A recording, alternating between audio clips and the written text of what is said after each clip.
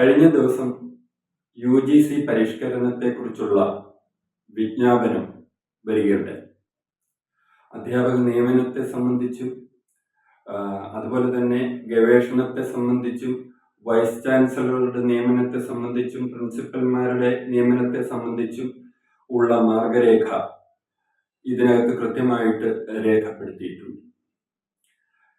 സ്വാഭാവികമായിട്ടും നമുക്ക് ഈ പരിഷ്കരണങ്ങളെ ഒന്ന് വിശകലനം ചെയ്തു നോക്കുകയാണെങ്കിൽ മുമ്പൊന്നും ഇല്ലാത്ത തരത്തിലുള്ള നിലവിലുള്ള ഗവേഷണത്തിനും അതുപോലെ തന്നെ അധ്യാപക നിയമനത്തിനും അതുപോലെ പഠനത്തിനും ഒക്കെ ഉള്ള ഐച്ഛിക വിഷയങ്ങളെ സംബന്ധിച്ച കാര്യങ്ങളിൽ ഒരുപാട് വ്യത്യാസം വരുത്തിയിട്ടുണ്ട്.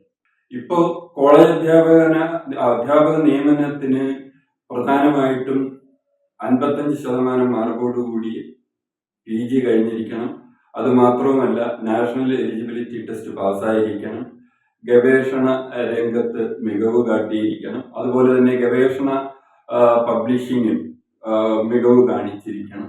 ഇത്തരത്തിലുള്ള മികവുകളുടെ അടിസ്ഥാനത്തിൽ അധ്യാപകരെ തിരഞ്ഞെടുക്കുന്ന രീതി മാറുകയും അതിനു പകരം ഇപ്പോൾ നിലവിലുള്ള 4 വർഷത്തെ ഡിഗ്രി കോഴ്സിനൊപ്പം 4 വർഷത്തെ ഡിഗ്രി കോഴ്സ് 75% മാർക്കോടുകൂടി വാങ്ങിച്ചാൽ നാഷണൽ എലിജിബിലിറ്റി ടെസ്റ്റ് എഴുതാമെന്നും അവർക്ക് കോളേജ് അധ്യാപകരാകാനുള്ള അവസരമുണ്ട്. അതുപോലെ തന്നെ PGയിൽ 55% മാർക്ക് വാങ്ങിച്ച് നാഷണൽ എലിജിബിലിറ്റി ടെസ്റ്റ് എഴുതിയാലും അധ്യാപകരാകാനുള്ള സാധ്യതയുണ്ട്.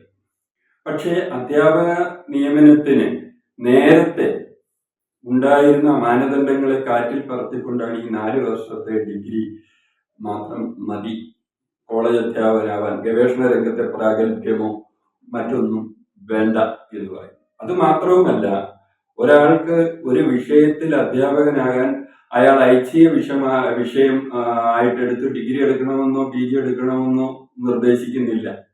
മറിച്ച് വേറെ ഏതെങ്കിലും വിഷയം, ഉദാഹരണമായി പറയുകയാണെങ്കിൽ ശാസ്ത്ര വിഷയത്തിൽ ഒരാൾ 75% മാർക്കോടുകൂടി ഡിഗ്രി പാസ്സാവുന്നു. അയാൾക്ക് പിന്നെ സാഹിത്യത്തിലോ അല്ലെങ്കിൽ മറ്റു മാനവിക വിഷയങ്ങളിലോ പാണ്ഡിത്യമുണ്ട് എങ്കിൽ ആ പാണ്ഡിത്യത്തിന്റെ ആഴവും പരപ്പും ഒന്നും അളക്കുന്നില്ല.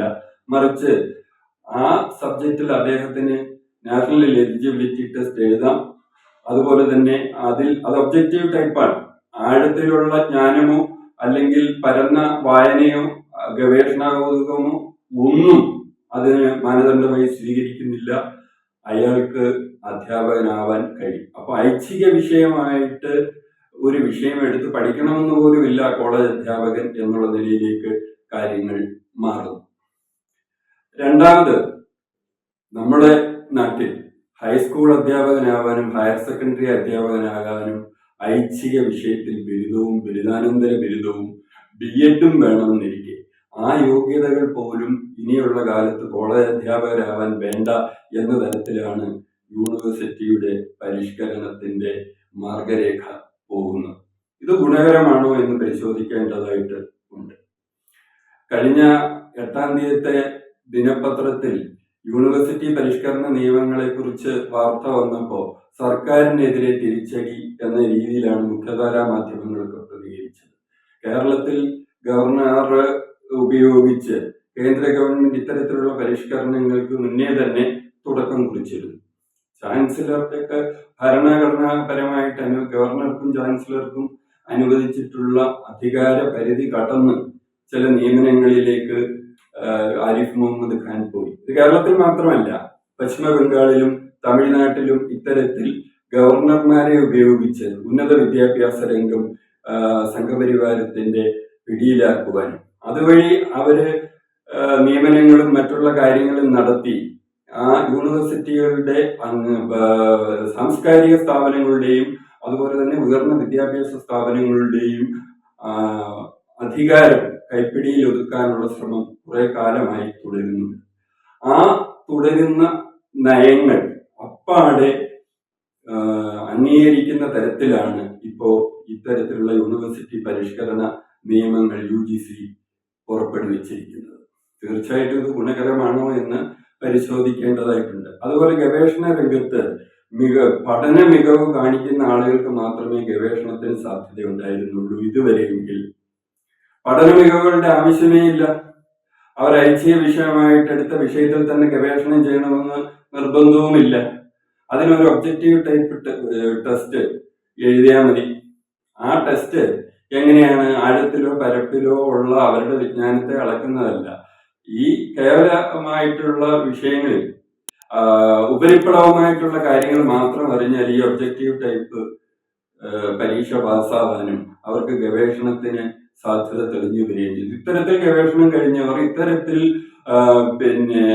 ഈ നാഷണൽ എലിജിബിലിറ്റി ടെസ്റ്റ് പാസ്സായവരൊക്കെ അധ്യാപകരാകുമ്പോൾ ഗവേഷണ രംഗത്ത് മികവ് കാട്ടിയവർ അല്ലെങ്കിൽ അതിനുവേണ്ടി ഒരുപാട് സമയം ഒഴിഞ്ഞു വെച്ച് പ്രവർത്തിച്ചവരൊക്കെ അധ്യാപകരായിരുന്ന ആ പാരമ്പര്യ കാലം അവസാനിക്കുകയും നമ്മുടെ വിദ്യാഭ്യാസത്തിന്റെ നിലവാരം ഏത് തരത്തിലേക്ക് പോകുന്നു എന്നുള്ളത് നമുക്ക് മുന്നിൽ കാണാൻ കഴിയുകയും ചെയ്യും. ഇതിനോടകം തന്നെ പല അക്കാദമിക് പണ്ഡിതന്മാരും ഈ പരിഷ്കരണത്തോട് വിയോജിപ്പ് രേഖപ്പെടുത്തിയിട്ടുണ്ട്. അത് ഇപ്പോൾ നമ്മുടെ മാധ്യമങ്ങളൊന്നും ഇതിനെക്കുറിച്ച് വിശാലമായ അർത്ഥത്തിൽ ചർച്ച ചെയ്യുന്നില്ല. അവരിപ്പോഴും സെൻസിറ്റീവ് വിഷയങ്ങളുടെ പുറകെയൊക്കെയാണ്. വിദ്യാഭ്യാസ രംഗത്തെ മാറ്റങ്ങളെ സംബന്ധിച്ചോ അല്ലെങ്കിൽ വിദ്യാഭ്യാസ രംഗത്ത് വരാൻ പോകുന്ന ഇത്തരം പരിഷ്കാരങ്ങളെ കുറിച്ചോ അവര് വിശാലമായ അർത്ഥത്തിൽ ഇതുവരെ ചർച്ച ചെയ്തിട്ട് തുടങ്ങിയിട്ടില്ല. കേരള ഗവൺമെന്റ് അതുപോലെ തന്നെ വി സിമാരുടെ നിയമനം പൂർണ്ണമായിട്ടും ചാൻസലറുടെ അധികാര പരിധിയിലേക്ക് പോവുകയാണ്. വിദ്യാഭ്യാസം എന്ന് പറയുന്നത് സ്റ്റേറ്റിനും അതുപോലെ തന്നെ സെൻട്രലിനും തുല്യ അവകാശമുള്ള അവരുടെ ഇടപെടലുകളുള്ള കോൺകറന്റ് ലിസ്റ്റിൽ ഇരിക്കുന്ന ഒരു വിഷയമായിരിക്കെ ഇതിന്റെ അധികാരങ്ങൾ മുഴുവൻ കേന്ദ്രീകൃതമാവുകയും സംസ്ഥാന ഗവൺമെന്റുകൾക്ക് ഇതിനകത്ത് യാതൊരു പങ്കും ഇല്ലാത്ത തരത്തിലാണ് യൂണിവേഴ്സിറ്റിയുടെ ഈ പരിഷ്കരണ മാർഗരേഖ നീങ്ങുന്നത്. ഇത് തീർച്ചയായിട്ടും പ്രതിസന്ധിയിലേക്ക് മാറും എന്നുള്ളത് കൊണ്ട് ഇതിനകം തമിഴ്നാടും എതിർപ്പ് പ്രകടിപ്പിച്ചിട്ടുണ്ട്. അത് തന്നെയല്ല, കേരള ഗവൺമെന്റ് ഇക്കാര്യത്തിൽ കോടതിയെ സമീപിക്കുമെന്ന് പറയുകയും ചെയ്യും.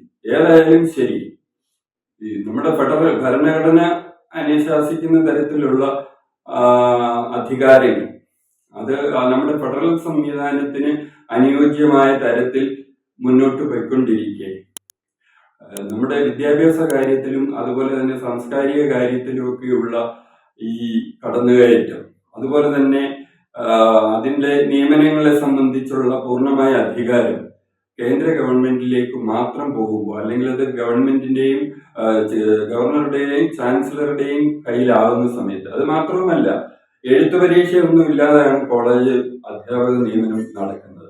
അതിന് ഗവൺമെന്റ് യൂണിവേഴ്സിറ്റിയുടെ നോമിനിയും അതുപോലെ തന്നെ മാനേജ്മെന്റ് സ്ഥാപനങ്ങളിലാണെങ്കിൽ, സ്വകാര്യ മാനേജ്മെന്റ് സ്ഥാപനങ്ങളിലാണെങ്കിൽ മാനേജ്മെന്റുകളും മാത്രം ഉൾപ്പെടുന്ന ഒരു കമ്മിറ്റി കേവലമായി നടത്തുന്ന ഒരു അഭിമുഖത്തിന്റെ അടിസ്ഥാനത്തിലാണ് ഈ അധ്യാപകനെ നിയമനം നടത്തുന്നത്. അപ്പൊ തീർച്ചയായിട്ടും ഇക്കാര്യത്തിലൊക്കെ സ്വാർത്ഥ താല്പര്യങ്ങൾ സംരക്ഷിക്കപ്പെടുകയും അഴിമതി കൂടുതലായിട്ട് ഈ രംഗത്ത് നിയമനത്തിന്റെ കാര്യത്തിലൊക്കെ വ്യാപിക്കുകയും ചെയ്യും എന്നുള്ളതിൽ യാതൊരു സംശയവും ഇല്ല.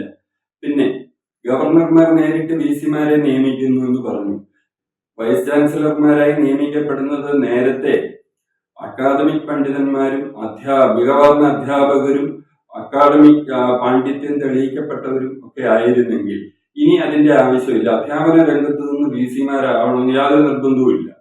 അവര് ഏതെങ്കിലും പൊതുമേഖലാ സ്ഥാപനത്തിൽ ഉന്നതമായ പദവി വഹിച്ചിരുന്നവരോ അല്ലെങ്കിൽ വേറെ ഏതെങ്കിലും സർക്കാർ ഉന്നത സ്ഥാപനങ്ങളിൽ ജോലി ചെയ്തിരുന്ന ആളുകളെ ബി സിമാരായിട്ട് ഗവർണർക്ക് ഇഷ്ടം പോലെ അല്ലെങ്കിൽ സെൻട്രൽ ഗവൺമെന്റിന് ഇഷ്ടം പോലെ നിയമിക്കാം എന്നുള്ള ഒരു വ്യവസ്ഥ കൂടി അതിനകത്ത് വരുന്നുണ്ട്.